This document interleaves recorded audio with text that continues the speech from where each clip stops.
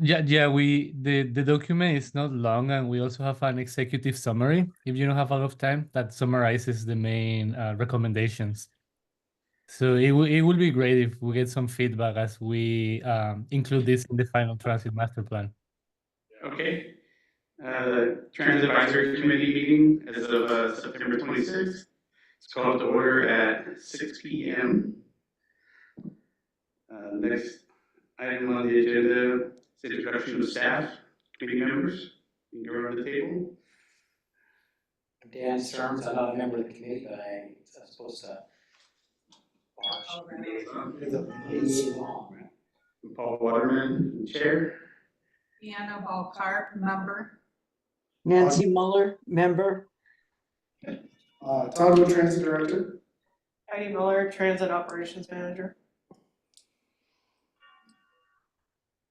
And let's see, who are we short today? So Stephanie Boyce is excused absent. She informed me she was unable to make the meeting tonight. But absent is Tyler Frankie, Adrian Collerson, and Greg Perez. I have not heard from them. Okay. So we have a few of the consent agenda. We unfortunately only have 3 to set, Okay. so we cannot approve anything. All right. Which is probably a good thing because there is an error that Nancy informed me of your minutes for the July 25th, 26th, I can't remember which one, meeting. So I will get those fixed for your guys' next meeting. If we get a late arrival, then and that makes us Yeah. 4 of 7, you could approve it with correction. Okay. So next agenda item is public input. I have nothing. No public input. Okay.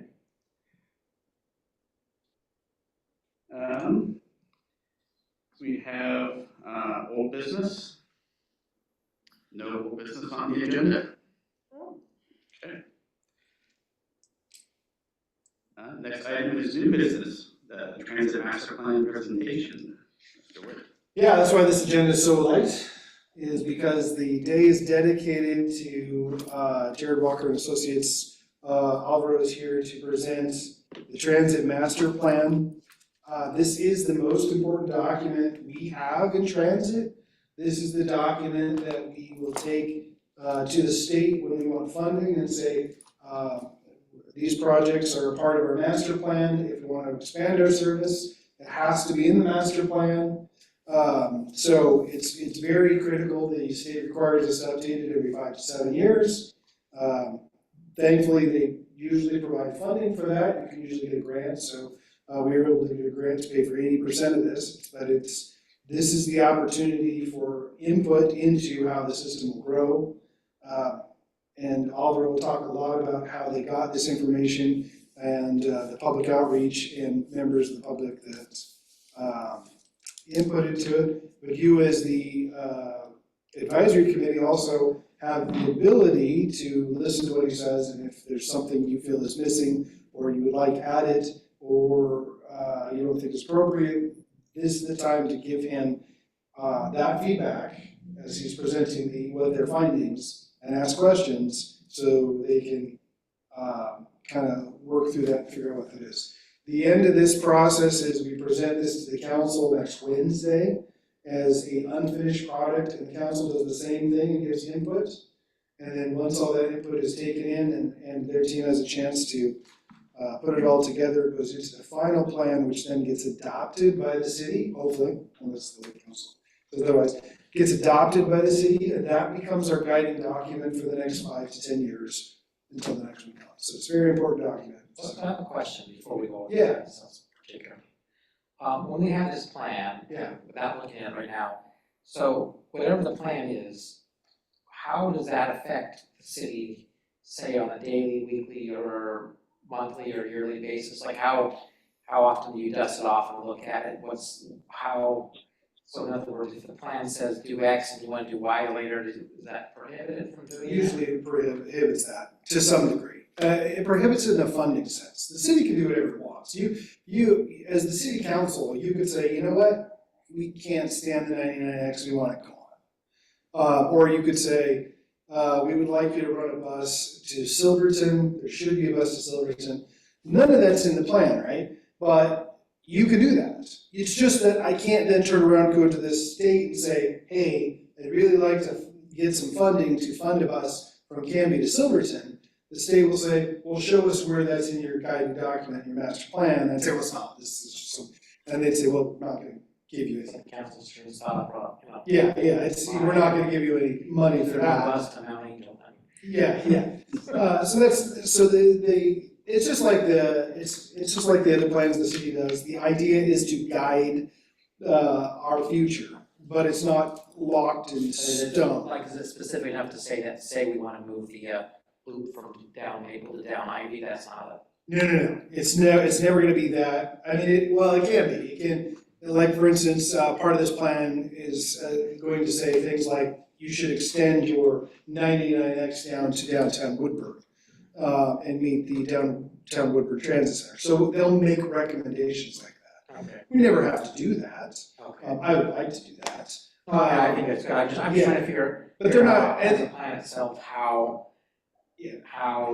restrictive and important, and say like in 2 years or 3 years, we really want that bus to Mount Angel. Yeah. Can we alter the master plan at that point, or we have to go to the meeting process? As long as you re-adopt it, you can always alter the master plan. You can always add to the document. And take away from the document if So necessary. it's also good too, because we don't wanna get a year down the road and we're just going, oh, we wanna do this, wanna do that, and say, well, last year we put this plan in place, are we following the plan, are we paying attention to it? And, that's the important part too. It was like, well, what did we agree to a year ago, or 2 years ago, or 3 years ago? So What's important, one reason I'm discussing it right now is because I know we're on YouTube discussing it. I think it's sometimes we hear the word master plan or master transit plan, master traffic. And then, but we don't, what that document means, as a practical term. The probably one of the most important parts about this too, though, is this is not just what Heidi, in fact, Heidi and I have had some input into this, but a lot of this is public input. They've gone out to the public and said, what do you want to see? Based on what we see the funding is in the future, if you have this much money, where do you want the system to go? What do you think is important? And they've done analysis, like where are people actually trying to get to work? Where are the jobs at? Where do low income people live? So all that's gone into this, and he'll get into all that. So it's not just my ideas, or it's actually what the people are saying. This is what we'd like to see your transit system do.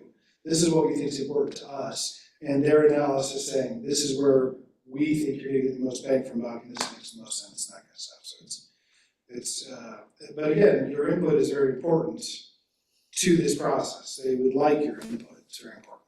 My understanding is we have had our 4th member join. I believe so. Adrienne, is that you? Yes, it is. Sorry, I clicked on the wrong Zoom link. No, it's all good. No worries. I just didn't recognize the last name, so. So now you have a quorum. So now you have 4 members, so you could vote on the agenda if you wanted to adopt those. We could do that after the presentation. Do you want to wait until after the presentation or? Yeah. Okay. All right, then I will turn it over to Alvaro and his team, and he will take it from here. Thank you, Todd. Can you hear me okay? Yes. Okay. Okay, I just share my screen. Can you all see my screen, a presentation? Yes. Okay. Well, thanks everybody for coming today. My name is Alvaro Cavieres. I work for Jared Walker and Associates, and we have been working on the Transit Master Plan update throughout this year. I'm gonna be calling the Transit Master Plan TMP just for short, but that's what I'm referring to. So today I'm gonna be introducing our team who has been working on this project. Then I'm going to talk very briefly about the existing routes that operate today in the city of Canby, so we are all in the same page. Then I'm going to walk through the public engagement efforts we have been going through and what we have been hearing from the public. Then I'm going to talk about our analysis. So we have been looking at different data sources, just trying to also understand how the network works and who is your market. Based on the community input and the analysis we did, we wrote the draft transit master plan. We have shared this with CAD already, and it's now open for the public to give us more feedback and just to hear from them and see if we got it right or if there are things to change. And also as the transit committee board, your feedback is more than appreciated. So in this project, there are 3 firms working on the transit master plan. I work for Jared Walker and Associates. We have been working on the route restructuring and kind of like redrawing the lines, understanding how they work and how to improve transit in the city of Canby and how it connects to the region. We also have Enviro Issues. They have been helping us with community outreach. They have been out at different Canby events, talking to people, conducting the surveys. One of the Enviro Issues members is here with us today, Sarah. And we also have Tool Design. This is a company that helped us writing the policy and capital infrastructure recommendations that are also part of the TMP. So Todd gave a very good introduction about what is a transit master plan. So I won't add too much to that, but just want to touch some brief points. So you can imagine this is a document that, as Todd was explaining, will guide the city and the CAD on how to invest resources in the next 5 years. It will basically guide the agency in terms of where buses should go and how often should they run. So this can mean new areas that buses will cover, more frequency if we add more frequency, but this could also mean more infrastructure if it's needed to support this TMP. This TMP is going to guide the city for the next 5 years. The last time we did this was in 2017. We were also lucky to be part of this project then. So now we are taking back that work and kind of like just doing like just basically revisioning what we did before and see if the values of the community still align to what we did before. And the key goals for this TMP are basically increase the amount of service provided for the next 5 years. We talked to the community, heard their needs, heard their values and what they expect in this TMP. So we want to make this transit master plan and network more relevant to them. Also, COVID changed how people are traveling across the US. So we wanted to see if this was actually also something that happened in Canby and adjust the routes to this new demand. But in big terms, what we want to do with the transit master plan is to create a network that is useful for most people trips. So how do we get there?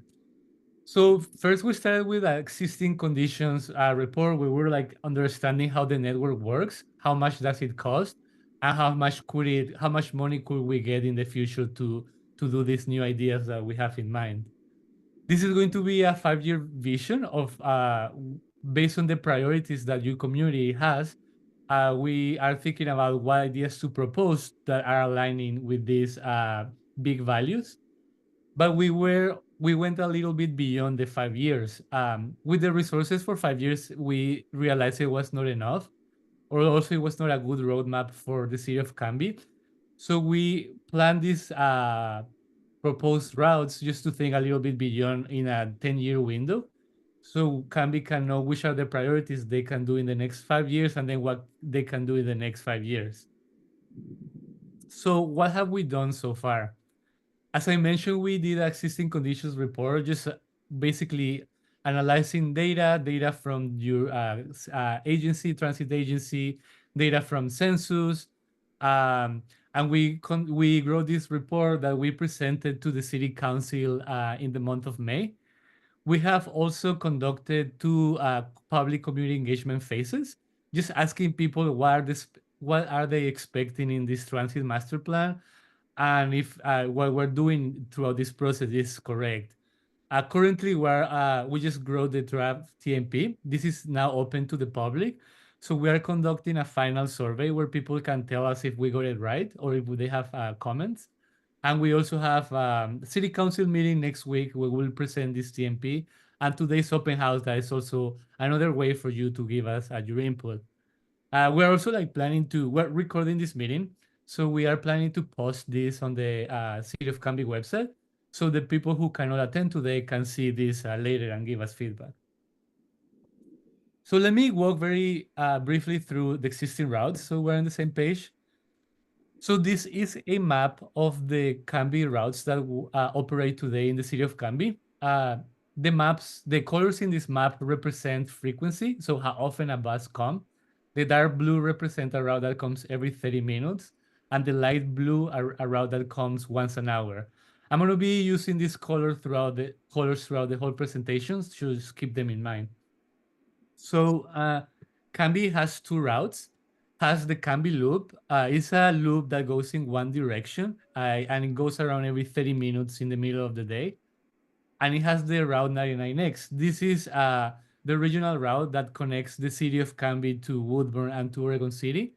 And in the middle of the day, it comes around every 45 to 60 minutes, and in the peak hour, rush hour, comes every 30 minutes. There are other routes from other agencies that also offer service to the city of Canby. We have the around the 3X that's offered by the Wilsonville Transit Agency SMART. This is the 3X. It comes every 90 minutes in the middle of the day and every hour in the rush hour. So it's not very frequent. And there is also the Molalla route connecting Canby to Molalla, also very infrequent. Canby is also part of a regional network. The service connects Canby to different cities. So there are a lot of trips that are possible by transit.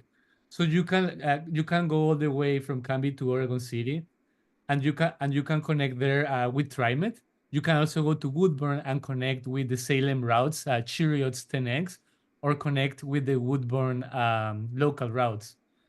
As you can see, I'm adding some new colors to this map. The red color means a route that comes every 15 minutes. So in the industry, this is a very frequent route. So it's very useful because it's going to be always be there. And we also have like the tile pink color. That's a very infrequent route. So it's not very useful. And you kind of have to like plan your life around that. So you can see that today the 99X, it comes every hour, and then you can go to Oregon City to connect to a lot of routes. But a lot of those routes are not very frequent. So in theory, like from Canby, you can go all the way to the city of Portland, but it will take you to transfer to go there. The same if you want to go to Woodburn, you have to make to downtown Woodburn. Even downtown Woodburn, you have to make another transfer to go to where all the destinations are. So I'm talking about frequency, and maybe this is like a foreign term for you if you don't use transit regularly. So I have this metaphor that helps us understand why is this so important. So if you're like a regular driver, you can imagine a gate by the end of your driveway that only opens once an hour. So this means that you cannot use your car or make trips anytime you want. You just have to plan your life around when this gate opens. So if you want to go to work and be on time, you need to know the schedule of this gate so you can be on time and like leave your house as soon as this opens. But this will mean sometimes you will be, if you miss the gate, you will be late at work, or you may have to wake up very early just to catch when the door is opening. And this is how transit works.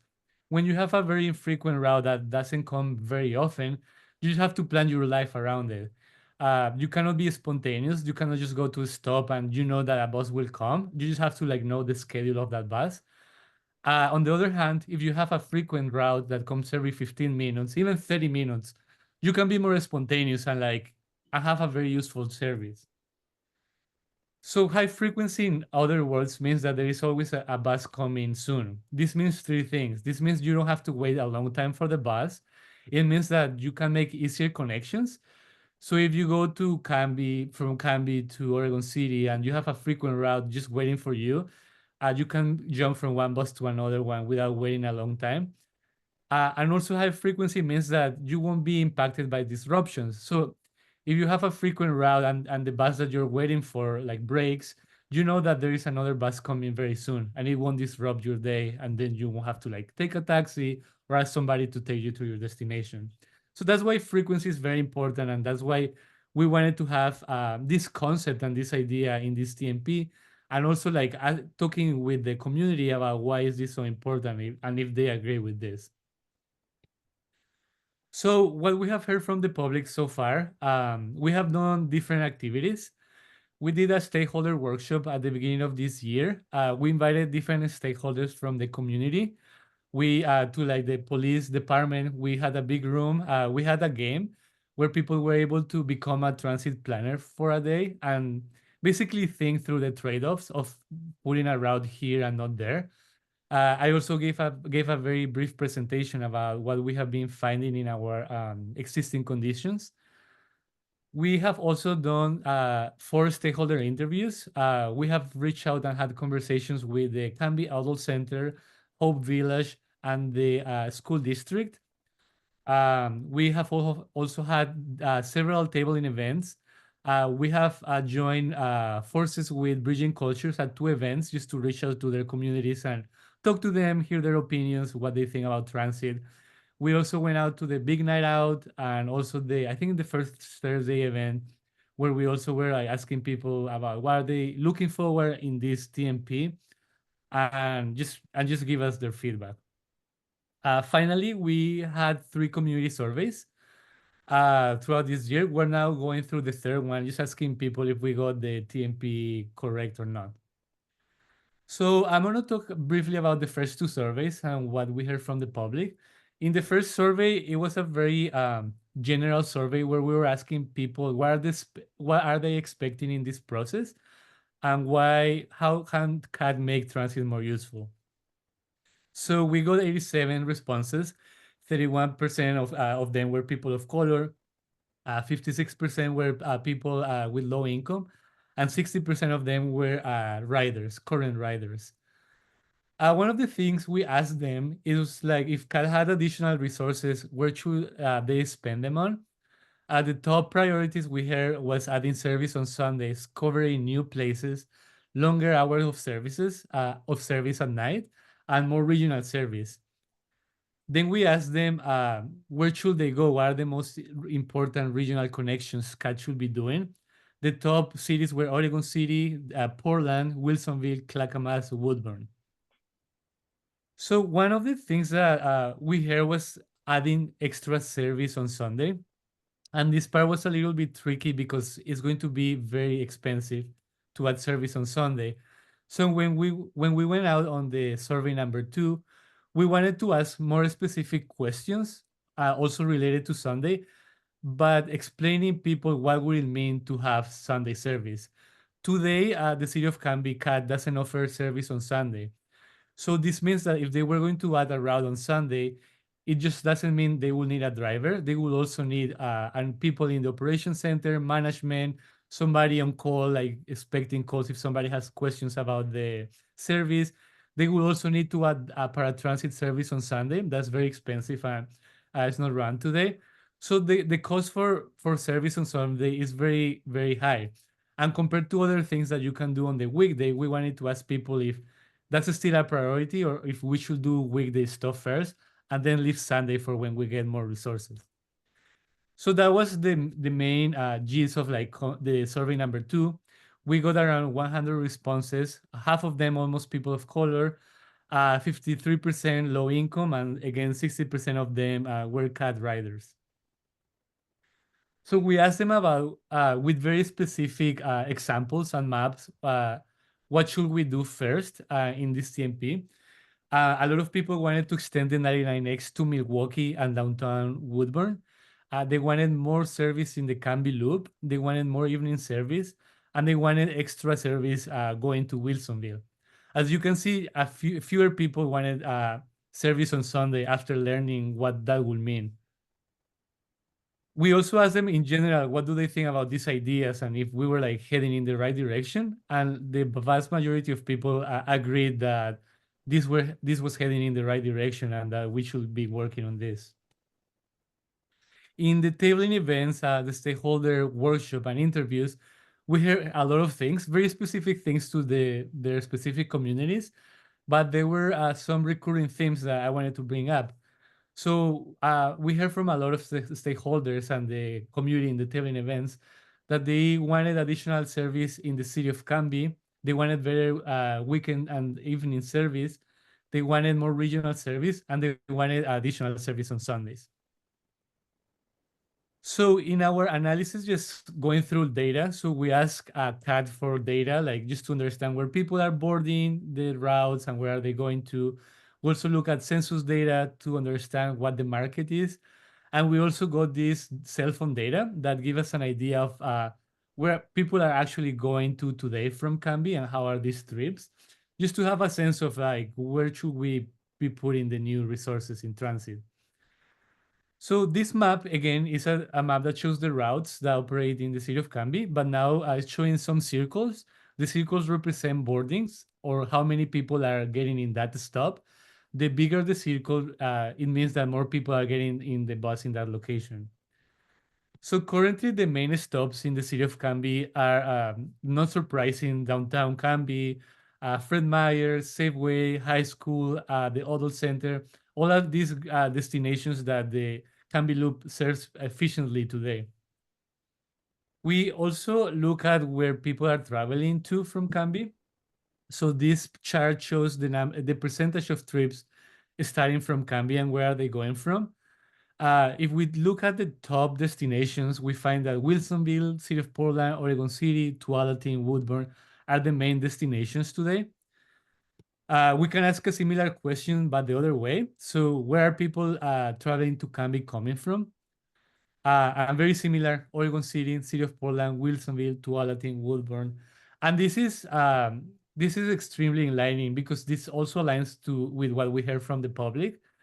There is like an existing need to improve these regional connections, and people are also like telling us to do this.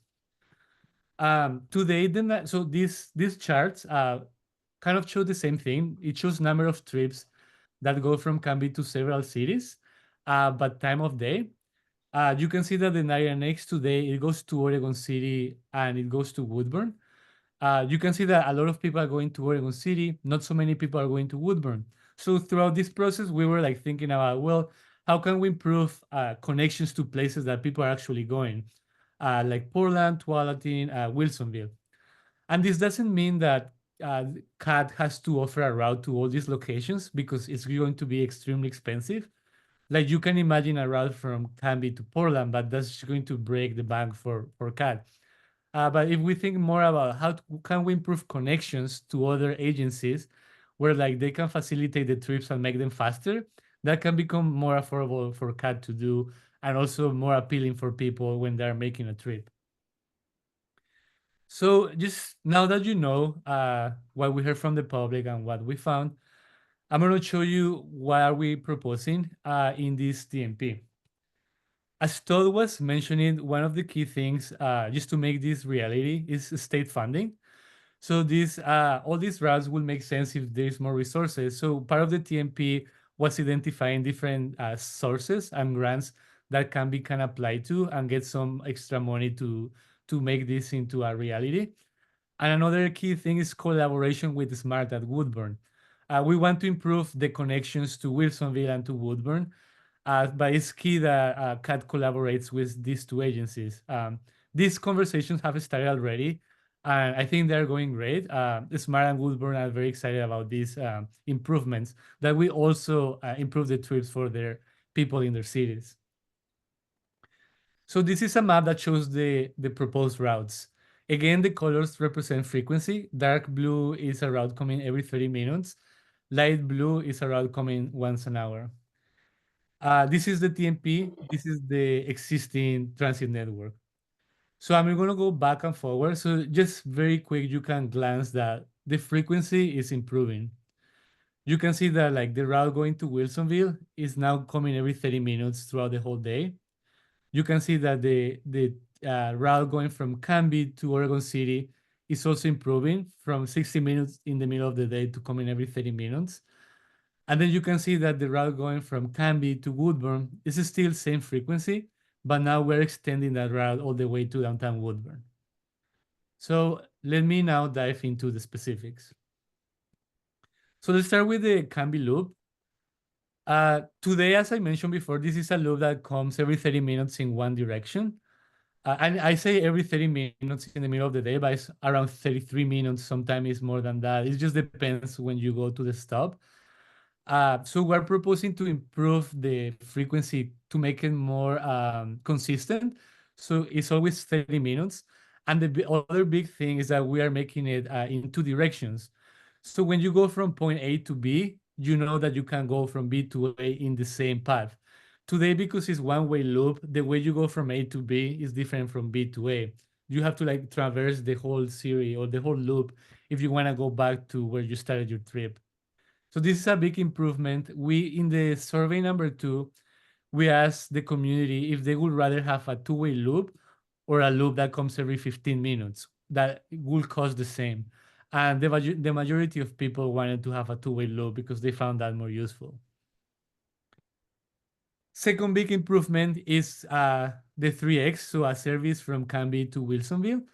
Today, this route is offered by SMART, the Wilsonville agency. As I mentioned, comes every once an hour at rush hour and 90 minutes in the middle of the day. What we're proposing is that CAD will coordinate with the SMART, and we also throw another bus into this route. So effectively, this will become a 30-minute service throughout the whole day. This is a huge improvement, and this is, as we saw in the data and we heard from the public, this is a major destination for your residents. A lot of people today are making this trip, but not by transit because it's not really useful. They find other ways to do it. But if we improve the service, make it frequent, people will be able to make these trips and make transit a viable option. Now let's look at the 99X.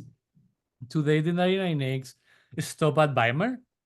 That's just like the north of Woodburn, at the entrance of Woodburn.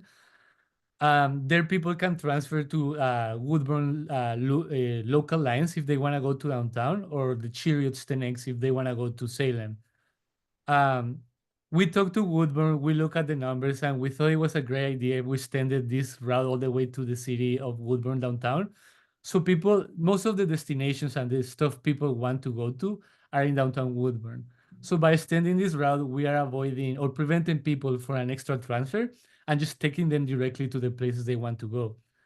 This is also really close to major destinations like the Outlet Mall and Walmart. Some of them walkable, some of them may require a transfer to the Woodburn local routes, but it's going to be a shorter route because they are closer from downtown. The Weimar stop is not going to be served directly because the bus is not stopping at the Weimar anymore, but it will stop very close. So it will be a 5-minute walk from where it is right now.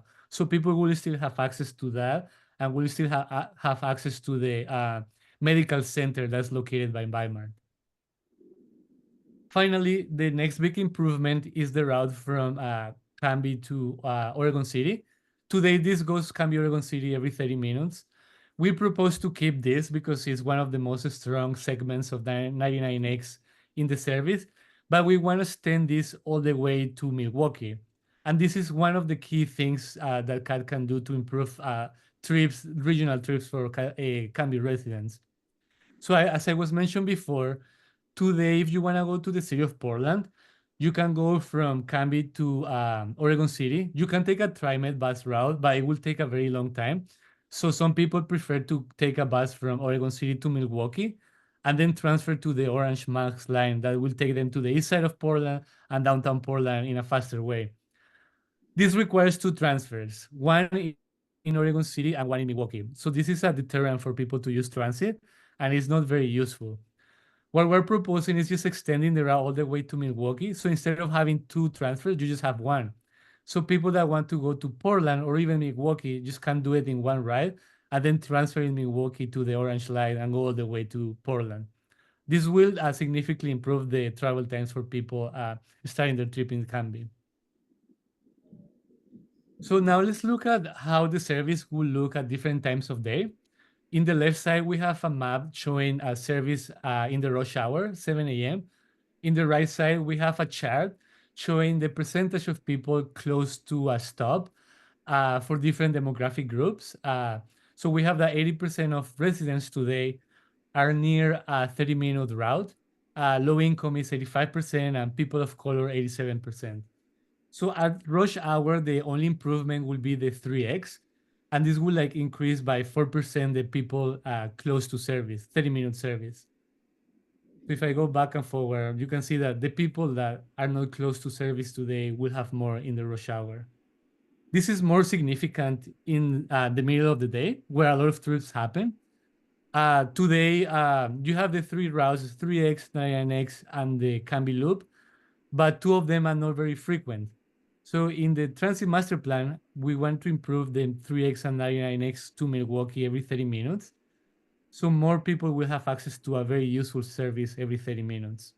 You can see residents go from 77% to 85%, low income from 80 to 87, people of color from 82 to 89%. And this is more dramatic in the evening, in 9 p.m. So today, there is only service with the 99X from Canby to Oregon City. This route is just intended to bring people back home to Canby, or people who work in Canby, just take them back to their regional cities. But this also means that people don't have a lot of options to move around at night. So if they go to a restaurant to visit a friend, family, they cannot do this by transit, or they can get there by transit, but if they stay later than 9 p.m., they have to find another option to go back home. So this is a big deterrent for people to find transit useful. So we are proposing, as we heard from the public, they really wanted more service in the evening. We're extending the hours of the Canby Loop and 99X. So this will significantly increase the people close to transit. You can see it's more than 50% of people will have service at 9 p.m. On Saturdays, we have still service, but the 99X is not very frequent, coming every 60 minutes, and the segment to Woodburn coming more than every 60 minutes. We want to improve the services again, every 30 minutes for the 99X going to Milwaukee, and consistent hourly to Woodburn. So improving a little bit the service on the Saturday, but making it more consistent and useful to people. So these are the ideas we are proposing in the draft TMP. We wrote this document, we wrote the executive summary, and we put together this survey where we're asking the community if we got this right, if what we heard in the previous community engagement phases is represented accurately in this document. So that's why we're asking in survey number 3. We also have this open house just to get your input. And as I mentioned, we have the city council meeting next week to hear comments from the city council, and then we will gather all this feedback and put it in the document and provide the final transit master plan that is going to be considered for adoption. So thank you so much for your attention. If you have any questions, please let me know.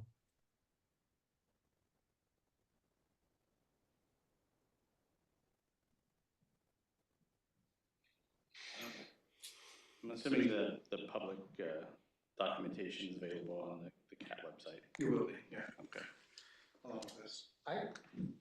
Yeah, all the public input engagement material is going to be in the TMP as well. So everything that we heard from them and also what we asked them is going to be available for people to review and read, or just to understand how the process went. I have just some questions, if I could ask them.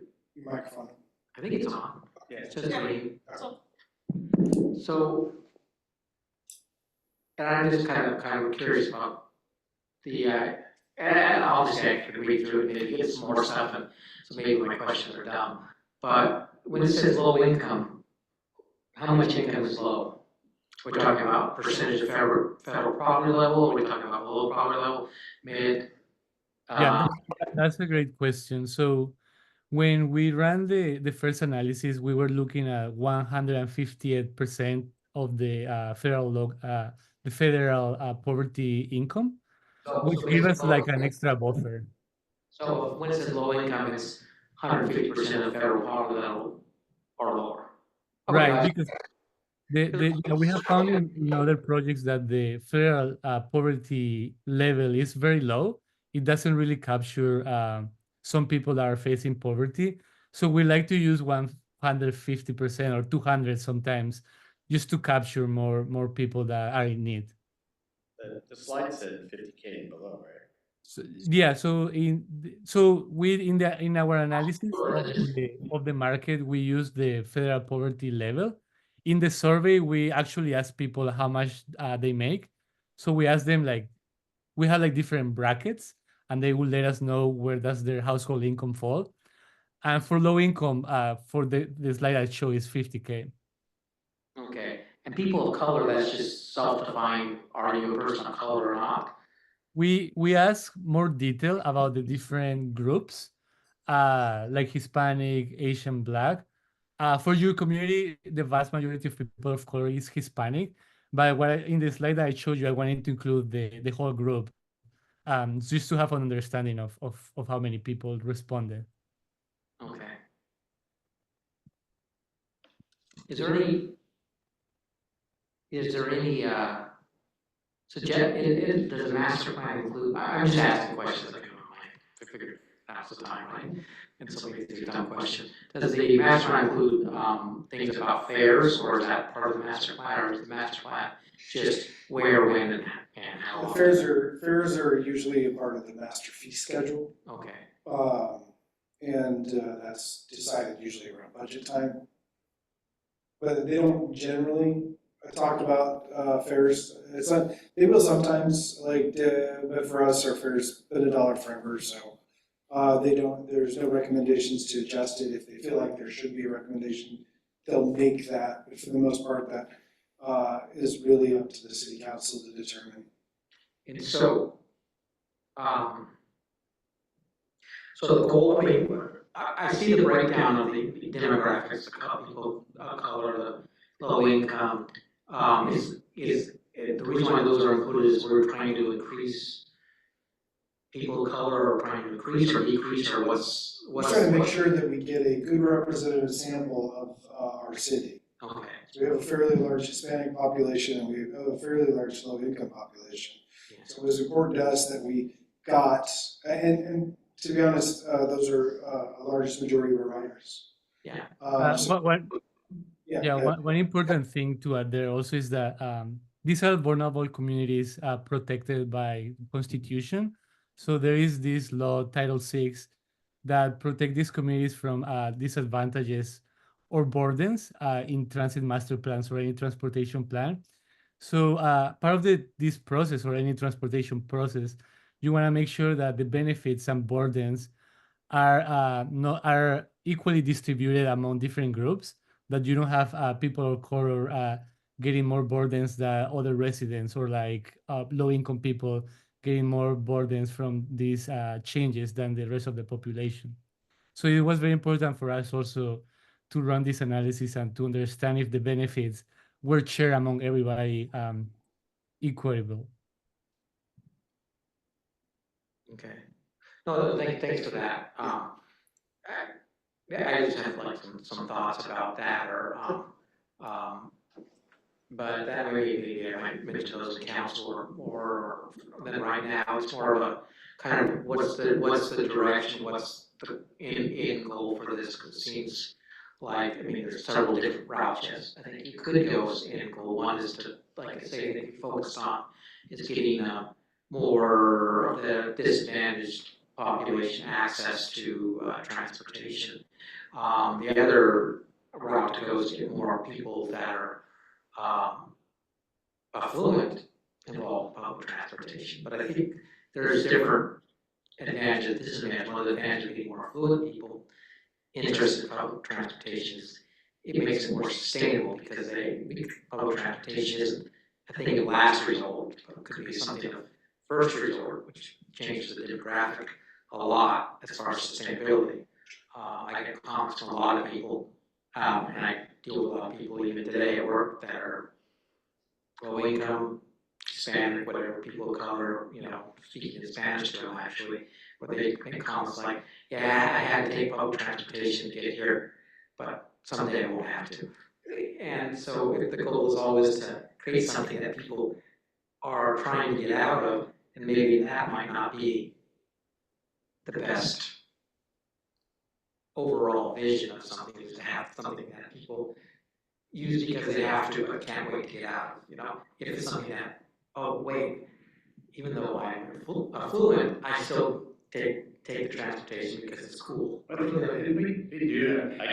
I know I've been waiting for the Wilsonville. I work in Wilsonville, I'm not saying fluent, but I would say I am excited for the opportunity to take public transportation to Wilsonville and not have to put another car on the road. Well, that's those two routes they were talking about. The one that goes all the way to Milwaukee, right? You have all the folks that work downtown Portland. They don't want to ride our bus, to get off our bus, to get on another bus, to ride that bus, to get off that bus, to get on the MAX, to get downtown. They're not interested in that. We used to take them to Oregon City Transit Center, and then they'd hop on a bus that took them straight downtown. It was one transfer. And our ridership then on the 99X was about 125,000 a year. When we brought in the Orange Line, people were like, well, we don't want to make 3 hops. That's too much. So that's one of the suggestions is that, well, if we took this bus all the way to Milwaukee, they could ride that bus to Milwaukee. Those people that work in those better jobs are more likely, because now you don't want to park downtown. If I can take one bus that got me to the MAX, I'm more likely to use it. Same thing with Wilsonville. There's a lot of good paying jobs in Wilsonville, but that bus doesn't run very frequently, and we don't go there at all. So it makes it very difficult to plan your day around that. Whereas if you were going every 30 minutes, it'd be a lot easier to hop a bus if you knew you could get down there in 30 minutes. So those are the two. That's a good point. And I think excellent points there. Yeah, and the public, the community engagements that we did, there was a wide range of people attending that, providing input that were not just low income or. Because for me, like, I sometimes take the loop, but if I miss the bus, it's just quicker to walk. Which again, there's the bus goes. that's why the back and forth, a lot of people like that, because then you can go to the store and then hop and go the other way.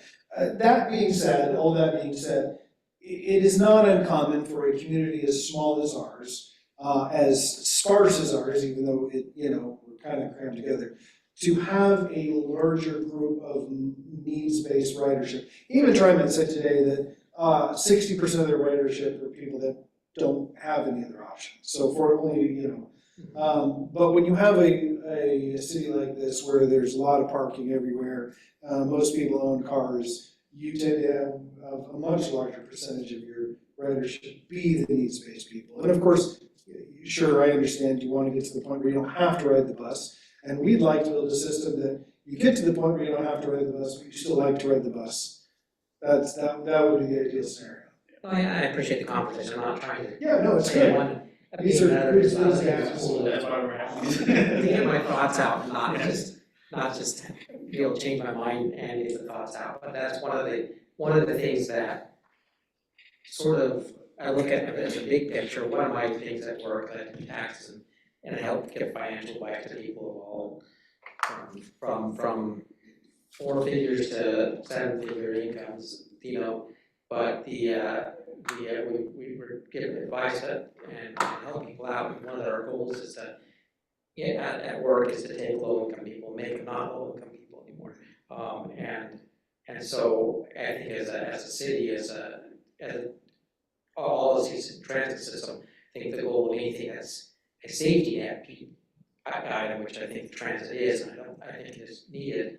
But one of the goals is to make it less needful rather than more needful to have the particular service. And so I don't know if there's any way around. I'm just expressing my thoughts. But if there's something that could be done to make the buses not a sort of low income necessity, but something that people like to do, Right. just to do it. And that's part of the frequency conversation, right? Because then that would be more helpful, like I say, for people with environmental concerns and that sort of thing. If people took transit because they think it's a good idea, a better idea than to drive a car. And I've lived in big cities in Europe and stuff where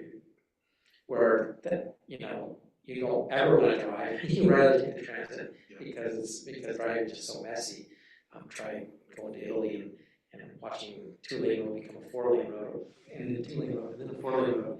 But I'm just expressing my thoughts here on the matter. But anyway, that's just kind of my thoughts. No particular criticism, just Good. kind of going rambling, stream of consciousness. That'd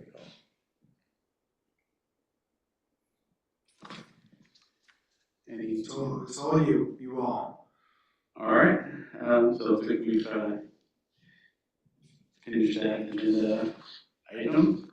And any other open new discussion items? I just personally, and this is a completely personal matter, but I think the bus schedule for the Candy Loop needs to be coordinated a little bit better with when the high school starts. Because if you miss one bus and get the next bus, you're 5 minutes late. High school is a challenge for us. We thought we had a really good schedule when it started, and the high school went and changed on us. And then the minute, And so that's what they do, because my kids, I don't tell them they missed the regular bus, you go on the city bus, but then they said, well, get there late. I'm like, well, you know that because you missed the first bus. and then the middle school has a completely different start time, and so we were challenged to balance the two.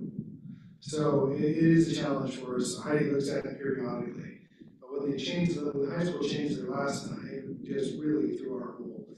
We had it really well set. Yeah, no, it was a huge conversation with us. It was a huge frustration because we had this beautiful set where we got there just at the right time.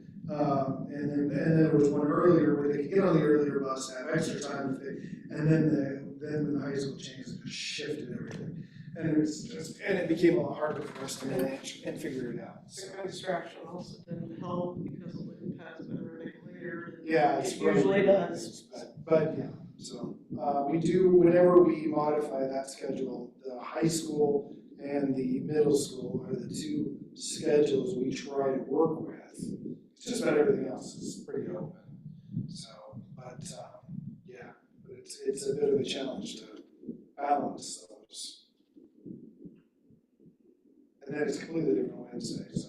Yeah. Somebody home. Well, they don't get a tardy for coming home late. They get a tardy for arriving late. Okay. Anybody else have any questions for Alvaro before he goes? Any comments or anything you want him to look at all? I'm excited about the changes. I think that the changes are a good direction. I actually like that. I just, like I said, Well, those were great questions. Great questions. Okay. All right, so we can move back up to the consent agenda. Do we, this meets the committee's approval for the notes provided. We need a motion to second and approve. Initially first for the 25th. You could do them both as well, but you need to add in, so whatever motion with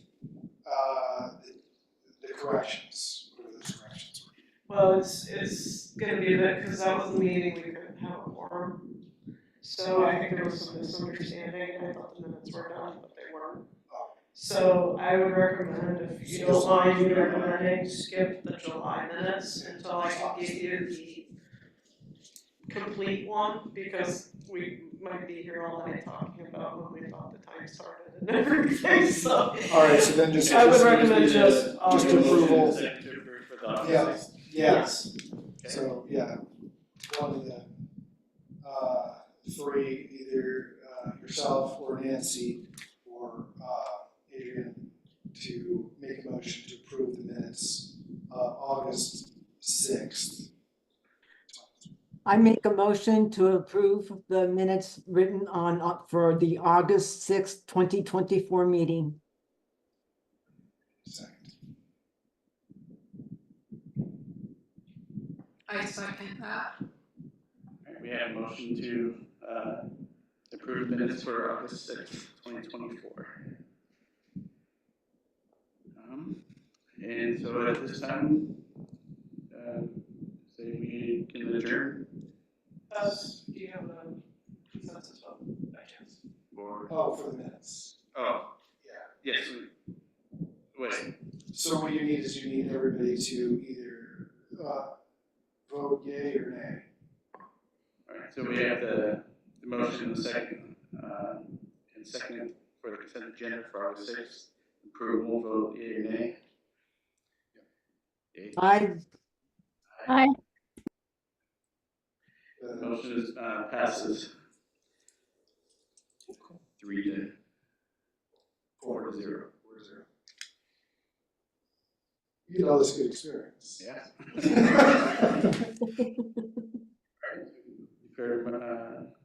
Meeting adjourned at 7:55 p.m. All right. Thank you, everybody. Thank Thank you you. very much. Thank you. And everyone.